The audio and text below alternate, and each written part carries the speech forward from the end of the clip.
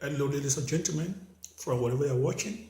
This Street Talk with Kenstar. It has been long since I come your way, and today I'm going to be very brief and a little bit fast. The first thing we're talking about today is about the son of Nigerian President Yusuf Buhari. Now Yusuf Buhari will talk. First thing today, na Yusuf Buhari. Babangida, Buhari Pekin. We get accident for a $52,000 motorbike the last time. Now, they don't read the boy say, na him be the fourth richest child of a sitting president.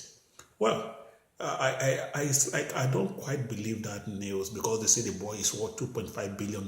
I think the boy really has money, but I don't think it's up to $2.5 billion. But I know that they are all corrupt. Or like in Nigeria, there was time that we don't have the office of the first son, office of the first daughter, and maybe office of the first grandchild during Abacha era or something like that. So during Abacha era. So it's like in Nigeria, apart from the president being corrupt, all his family are also corrupt. The wife is already a billionaire. She's even proposing to build a university now.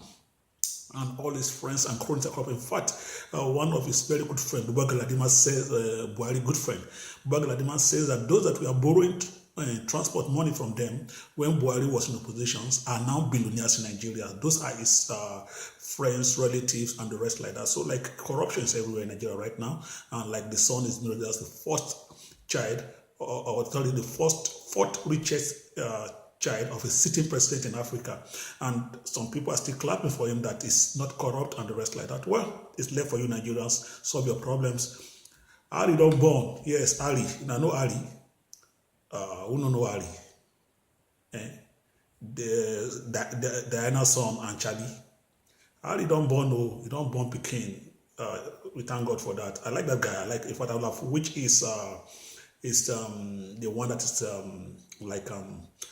that's after the father instead of Williams, that is him now, because I really like him. I like his just like the mother, like his art is it speaks from the art. His art is pure. I want to use this opportunity to congratulate Ali and the wife Megan and their little boy who I learned is seventh in line to the throne.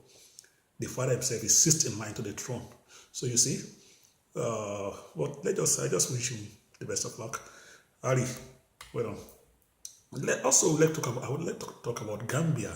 So like there was a case that's 2 weeks ago. I've been a little bit busy these days, and I just don't want it to pass because many people don't understand the meaning when we say mental illness. Like in the Gambia, it says that around 118,000 people are mentally ill. And when I try to discuss it with some people, they are saying that, oh, you are trying to spoil Gambia name, how many mad people do you see in Gambia? Look, when we say mental illness, we're not talking about only those people that are mad and walking naked on the street. A lot, like when you talk about mental illness, it's a serious case down there and in almost all African countries because of the frustration, the high level of frustration that the youth in those countries experience. Most youths in the Gambia, in Nigeria or in other parts of Africa smoke cannabis. Apart from smoking cannabis, they go into some kind of drug just make them forget their immediate problem. Yes, there are a lot of immediate problems surrounding them, lack of job and the rest of that. And most people like to see that those youths maybe they should go back to farm. Is it easy to go back to farm? You just need to they don't even talk about what they need to study farming. Go back to land, go back to land, go back to land. That's what they about the youth in Africa. Which land would they go back to? Which land? The land that all government senior officials are busy taking over people's land and building mansions and everything they like on those land. What do you want them to do? Most of them are so frustrated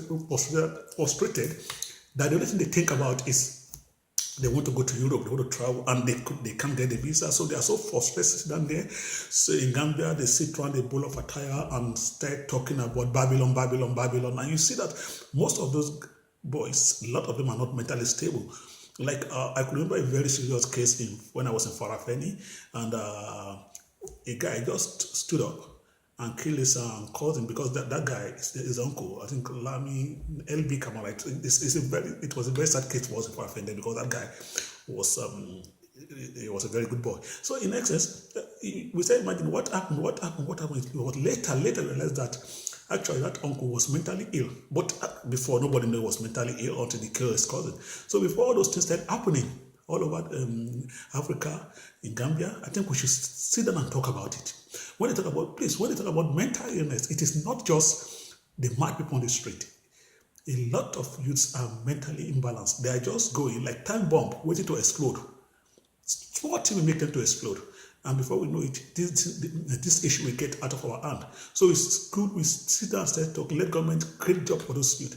Government is busy embezzling all those money that is being provided by the European Union and other the advanced countries to set up maybe skill center for those youths that we are deported back to the Gambia. Almost of those youths that are deported back to the Gambia are actually mentally ill.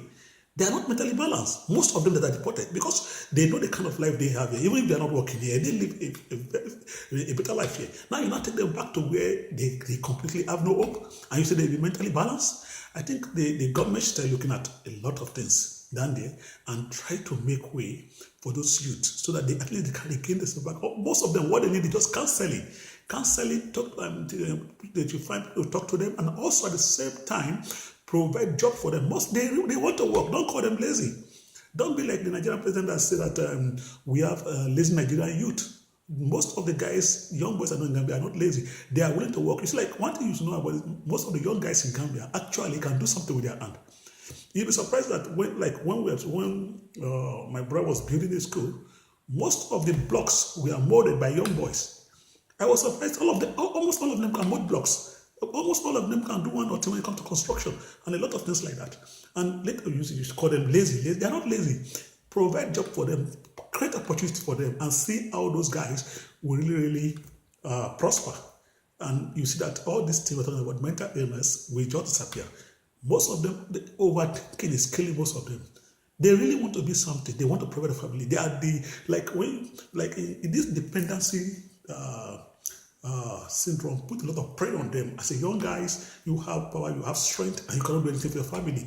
And most of them will do something for their family. That's why when most of them travel out of the country, the first thing they do when they start working is to take their parents to Mecca because it's so important to them. And it's like most of this maintenance we're talking about is because of frustration. So government should look at it and try to create an environment for the youth in the Gambia where there will be less frustration. I think with that, things will be better. Thank you very much for listening to this episode of Straight Talk with Kenstar. I will come your way again very soon. From wherever you're watching, bye for now.